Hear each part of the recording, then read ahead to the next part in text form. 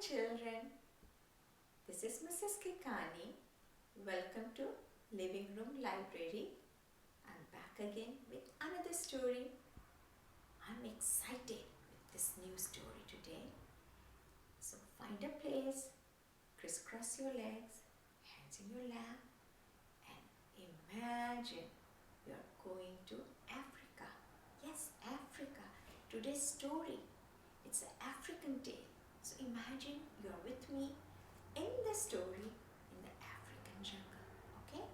A village, actually in a village, okay? Mufaro's beautiful daughters. This is a story about two little sisters and their dad's name is Mufaro. Here's my glasses. Mufaro's beautiful daughters, an African tale. Tale means story. Get this.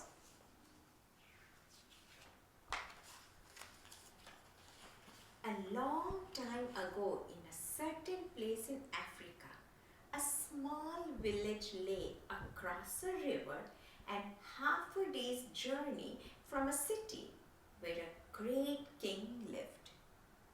A man named Mufaro lived in this village with his two daughters, who were called Manyara and Nyasha. Manyara and Nyasha. Everyone agreed that Manyara and Nyasha were very beautiful. Manyara was almost always in a bad temper. She teased her sister whenever their father's back was turned, and she had been heard to say, "Someday, Nyasha, I'll be a queen and you will be a servant in my household." If that should come to pass, Nyasha responded, "I'll be pleased to serve you. But why do you say such things? You are clever and strong and beautiful. Why are you so unhappy?" "Because everyone talks about how kind you are and they praise everything you do," Manyara replied. "I'm certain that father loves you best, but when I am a queen, everyone will know that your silly kindness is only weakness." That's what she said.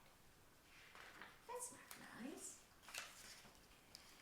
Nyasha was sad that Manyara felt this way, but she ignored her sister's words and went about her chores. She kept doing her work.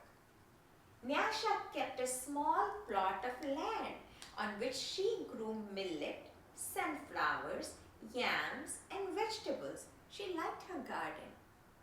She always sang as she worked, and some said it was her singing that made her crops more beautiful than anyone else's. She liked to take care of her plants and her garden. One day, Nyasha noticed a small garden snake resting beneath a yam vine. "Good day, little Nyoko," she called her snake, Nyoko. "You are welcome here. You will keep away any creatures who might spoil my vegetables." She bent forward, gave the little snake a loving pat on the head, and then returned to her work. From that day on, Nyoko, the snake, Nyoko was always at Nyasha's side when she tended her garden. It was said that she sang all the more sweetly when he was there. They became friends. They took care of each other. Mufaro knew nothing of how Manyara treated Nyasha. He didn't know that their daughter, the older daughter, was not treating Nyasha nice. He didn't know that. Nyasha was too considerate of her father's feelings to complain, and Manyara was always careful to behave herself herself when Mufaro was around. So she didn't tease her when Dad was around. Only when Dad was away, she would tease her. And she was so nice, she never complained to her dad that Daddy, little sister is bothering me, the sister is bothering me. She didn't say that. Early one morning, a messenger from the city arrived. A person, a messenger. The great king wanted a wife. The most worthy and beautiful daughters in the land are invited to appear before the king, and he will choose one to become queen, the messenger proclaimed. Mufaro called Manyara and Nyasha to him. It would be a great honor to have one of you chosen, he said. Prepare yourselves to journey to the city. I will call together all our friends to make a wedding party. We will leave tomorrow as the sun rises. But my father, Manyara said sweetly, it would be painful for either of us to leave you, even to be wife to the king. I know Nyasha would grieve to death if she were parted from you. I'm strong. Send me to the city and let poor Nyasha be happy here with you. See, she didn't want to take the sister. She wanted to be queen, didn't want her sister to be queen. So she said, don't take her, just take me. Let's find out what happens next. Mufaro beamed with pride. The king has asked for the most worthy and the most beautiful. No, Manyara, I cannot send you alone. Only a king can choose between two such worthy daughters. Both of you must go. So Daddy said both the girls will go. That night, when everyone was asleep, Manyara stole quietly out of the village. She had never been in the forest at night before, and she was frightened. But her greed to be the first to appear before the king drove her on. So she left alone. She left Daddy and sister at home. She wanted to go to the king before the sister got there. In her hurry, she almost stumbled over a small boy who suddenly appeared, standing in the path. Please, said the boy, I'm hungry. Will you give me something to eat? I have brought only enough for myself, Manyara replied. But please, said the boy, I'm so very hungry. Out of my way, boy. Tomorrow I will become your queen. How dare you stand in my path? That was rude. She wasn't kind. She was mean. After traveling for what seemed to be a great distance, Manyara came to a small clearing. There, silhouetted against the moonlight, was an old woman seated on a large stone. The old woman spoke.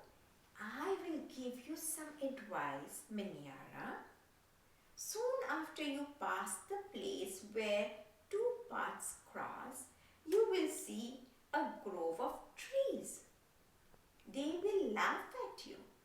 You must not laugh in return. Later, you will meet a man with his head under his arm. You must be polite to him. That's what she said. How do you know my name? How dare you advise your future queen?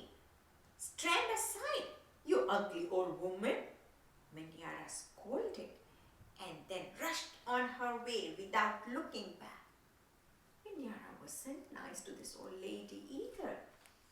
Just as the old woman had foretold, Manyara came to a grove of trees, and they did indeed seem to be laughing at her. I must be calm, Manyara thought. I will not be frightened. She looked up at the trees and laughed out loud.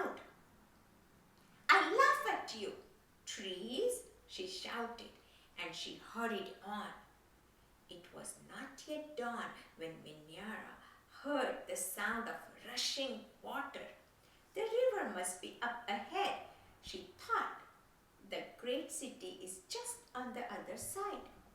But there, on the rise, she saw a man with his head tucked under his arm.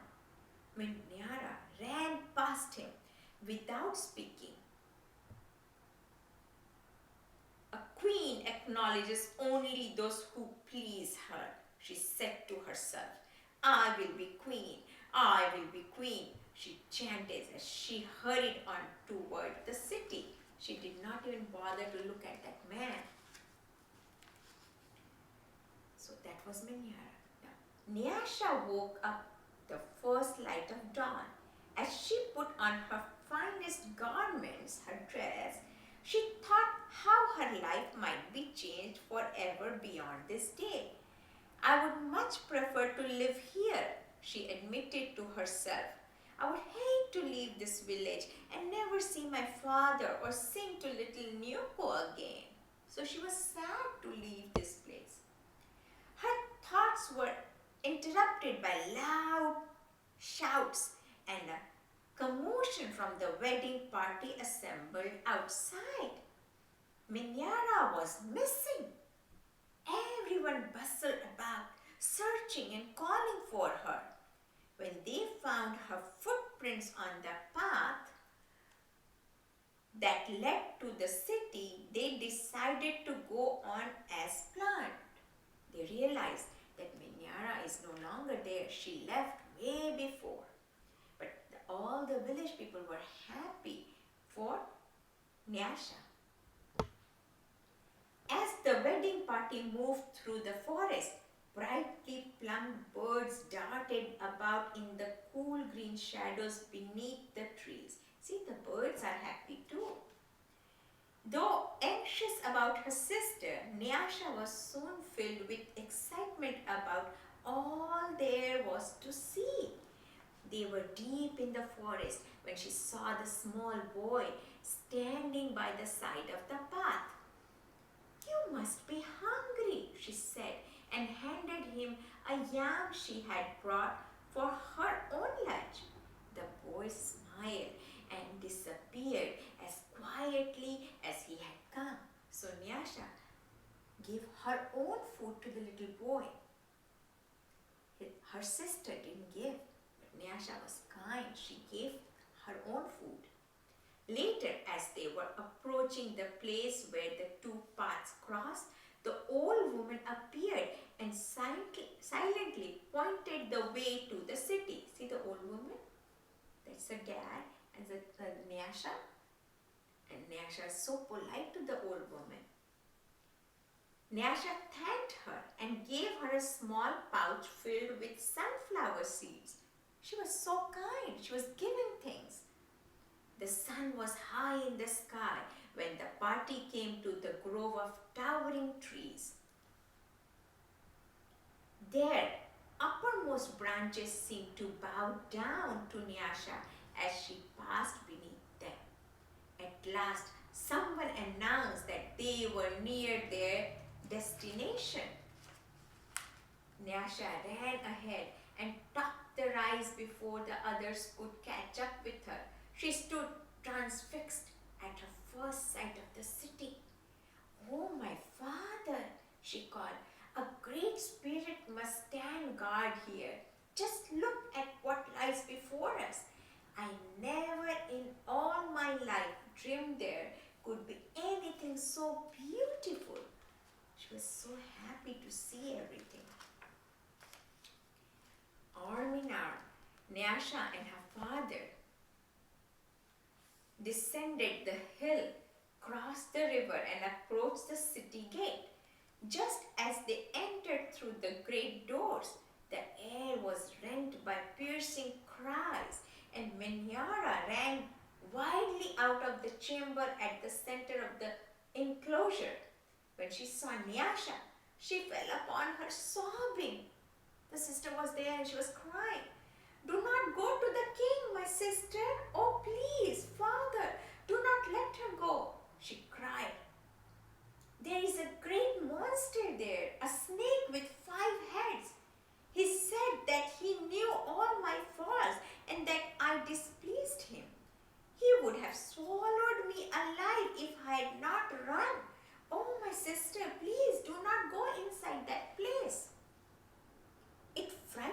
Nyasha to see her sister so upset.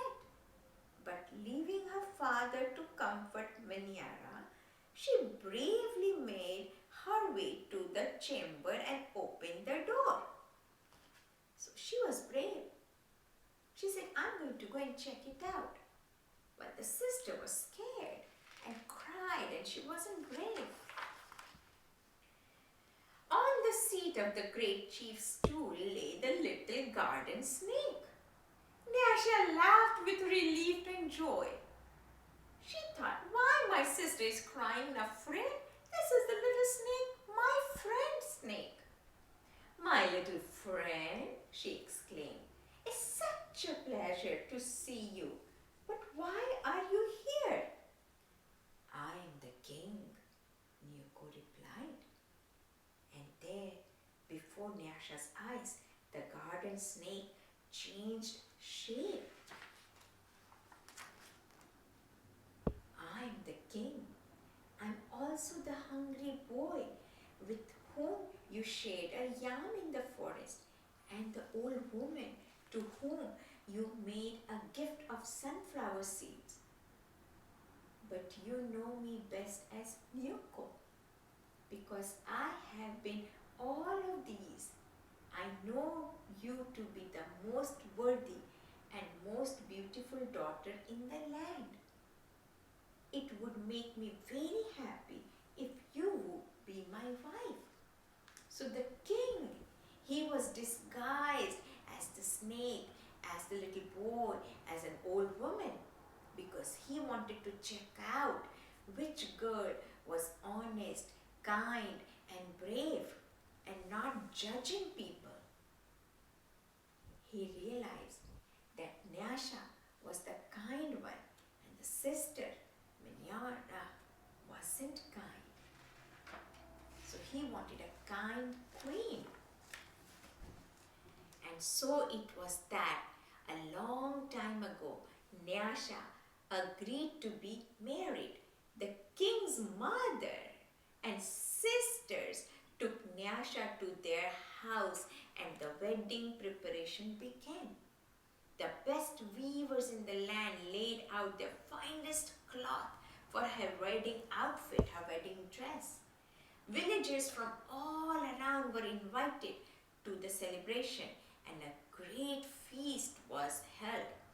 Nyasha prepared the bread for the wedding feast from millet that had been brought from her village.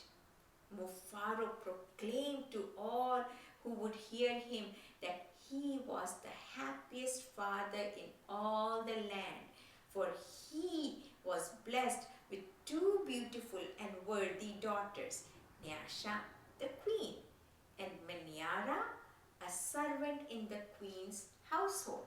So Nyasha, the kind one, became the queen, and the sister, who was angry all the time and not too polite, she became the servant, a helper. Both sisters lived in the kingdom with the king and everybody else happily. The end. Did you like the story? Isn't this wonderful? And this story tells us that we must be kind. We must speak nice, kind words. We should not be hurting other people's feeling. When we hurt other people's feeling, it hurts us also. We must be using our best words, soft words, helping words, and sharing things. We must share our food, our toys, our clothing with people who do not have some. Sharing is good. Being kind is good. And that's what this story is all about. Being kind, being gentle, and taking care of all the animals and birds and friends and family and people. That's the best way to live. So, I will be back again. Meanwhile, you be nice to yourself, nice to your friends and family. Take care of yourself and people around you, and the birds and the animals and the tree and the plants. I love you. I'll be back again. Bye-bye.